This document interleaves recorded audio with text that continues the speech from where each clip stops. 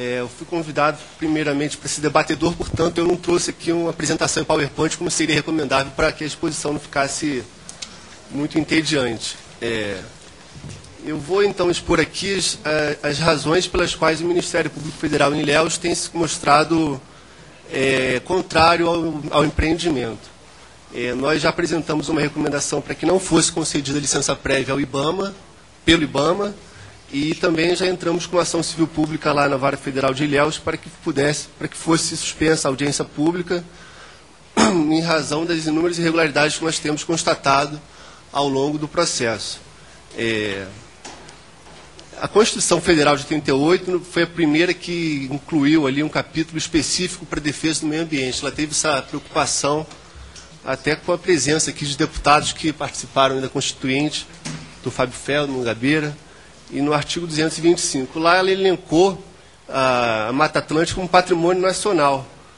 E depois de longos 18 anos foi finalmente editada a Lei 11.428, de 2006, que especificou quais são as condições pelas quais as condições que devem ser atendidas para que a Mata Atlântica seja suprimida, se for o caso, e as condições para a sua proteção. Na análise do EIA-RIMA, que foi feito pela empresa, pela consultoria contratada pela empresa, nós constatamos que das 5 proibições absolutas que a Lei 11.428 elenca para a supressão da Mata Atlântica, 3 estão presentes no local que foi escolhido. A primeira seria a existência de espécies em extinção na região. Seria o macaco do peito amarelo, ou a lontra, o bicho preguiça de colher, enfim. Esses são 3 dos inúmeros que foram constatados na região, que é riquíssima em biodiversidade, como o Emílio disse, uma riqueza imensa. Essa seria a primeira, que está no artigo 11 da Lei 11.428. A segunda proscrição absoluta que a lei elenca é se a região estiver protegendo o entorno de unidade de conservação. No caso aí em comento, a região está inserida numa unidade de conservação, que é a APA da Lagoa Encantada.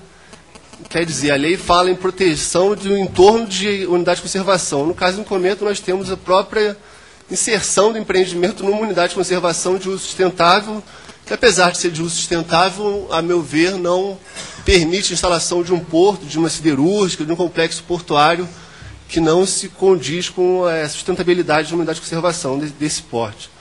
E a terceira condição seria o excepcional valor paisagístico da região, que é reconhecido pelo órgão estadual. Na edição do decreto que criou a APA da Lagoa Encantada, ele reconhece o excepcional valor paisagístico. Nós temos inúmeras fotos que mostram isso. Quem conhece a região pode confirmar isso. E seriam essas 3 razões pelas quais a instalação do empreendimento lá no local seria proibida. O artigo 14, ainda que fosse permitido suprimir por essas razões, o artigo 14 afirma que só é possível a supressão de área de Mata Atlântica quando houver interesse público. No caso aqui em tela, existe meramente interesse privado, uma vez que a instalação do porto offshore e de todo esse complexo portuário tem sido feito para atender o interesse de uma empresa privada, de uma multinacional, que pretende exportar minério de ferro a partir de Caetité. O processo de licenciamento que existe no IBAMA é único e exclusivamente para a exportação desse minério de ferro através de um porto privado. Não existe ainda o processo de licenciamento do porto público. Existe um mero protocolo, mas está completamente parado no IBAMA por conta do governo do Estado da Bahia não ter dado impulso a isso. Então, ausente interesse público, nós estamos diante de uma situação que está privatizando o lucro e socializando os prejuízos. A biodiversidade da região está se o empreendimento for realmente levado a cabo, será exterminada por conta de um interesse privado que durará 15 anos, de acordo com o próprio estudo de impacto ambiental. O estudo de impacto ambiental também feito pela própria empresa, e aqui no MPF que está afirmando, vai gerar 160 empregos quando estiver na sua carga máxima, quando estiver instalado. Então, nesse ponto de vista, não vejo como haverá tanto desenvolvimento para a região como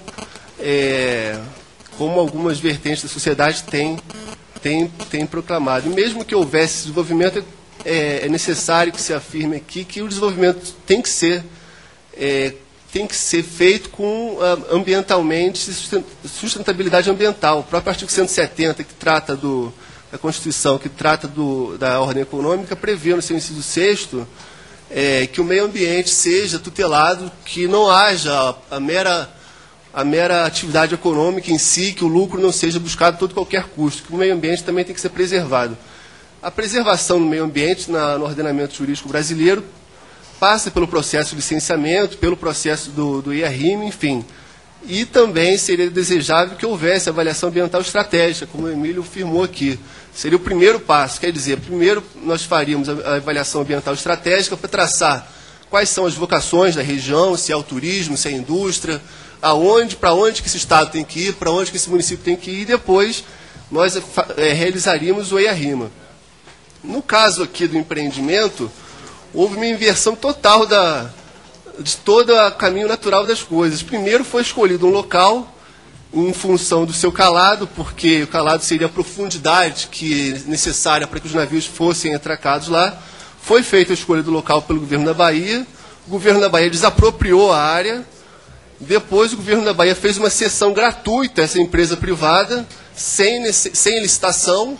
Quer dizer, ela escolheu o local, desapropriou, cedeu a uma empresa multinacional, sem licitação.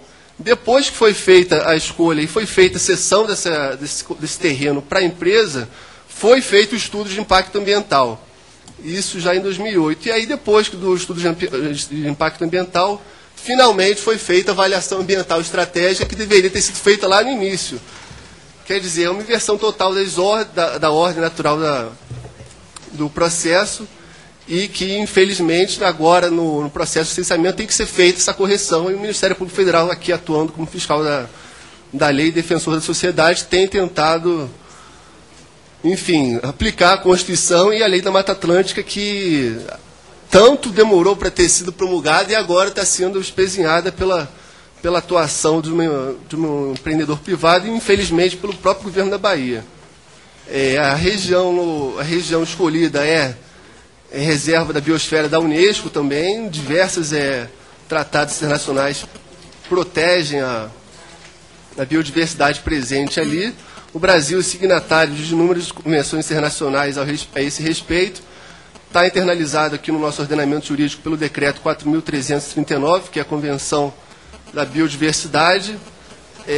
Paradoxalmente, o ano de 2010 foi eleito pela ONU como o ano da biodiversidade, e é o ano que nós estamos aqui discutindo se o empreendimento privado pode ser instalado numa área de Mata Atlântica com animais em extinção.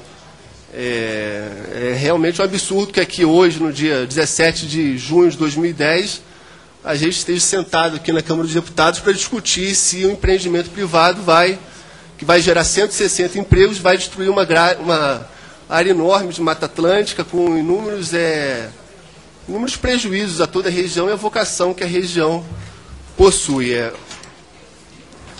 Que mais? Bom, as considerações que a gente tem a fazer são essas. A gente encontrou diversas irregularidades no processo de licenciamento. Nós fizemos um parecer técnico por técnicos da 4ª Câmara do Ministério Público Federal.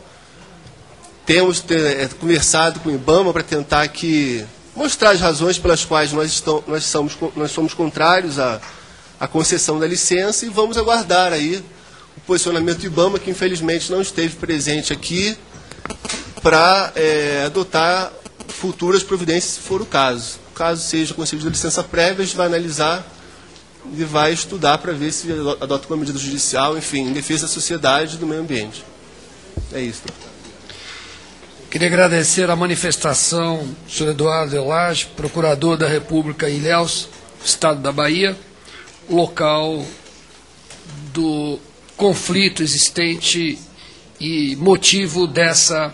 ponto e analisou que o Porto de Aratu, em Salvador, que já é uma área assim, amplamente antropizada, seria a vocação ideal para que fosse escoada essa produção de minério de ferro. O Ministério Público Federal não é, de maneira alguma, contrário à exploração de minério de ferro, nem à extração desse importante recurso mineral, não é contrário também à empresa, é contrário apenas à devastação de uma área de riquíssima biodiversidade, de Mata Atlântica, existindo alternativas locacionais possíveis.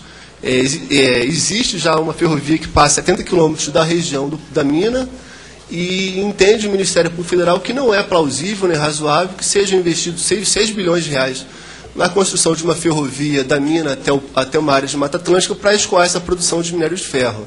Existe sim alternativa locacional. Fala que apenas quando inexistir essa alternativa locacional poderá ser suprimida a área de Mata Atlântica, então existindo o Porto de Aratu, eu acho que isso vai ser objeto dos debates aqui, existindo o Porto de Aratu, seria plausível que isso fosse estudado no próprio estudo de impacto ambiental, que não foi nem considerado. Só esse adendo que importantíssimo que eu esqueci de fazer. Muito bem, dando continuidade, então, eu vou passar a palavra agora ao senhor Hugo Yoshizaki, professor doutor do Departamento de Engenharia e Produção da Escola Politécnica da Universidade de São Paulo. Para suas considerações, só apertar o botão. Isso. Aí.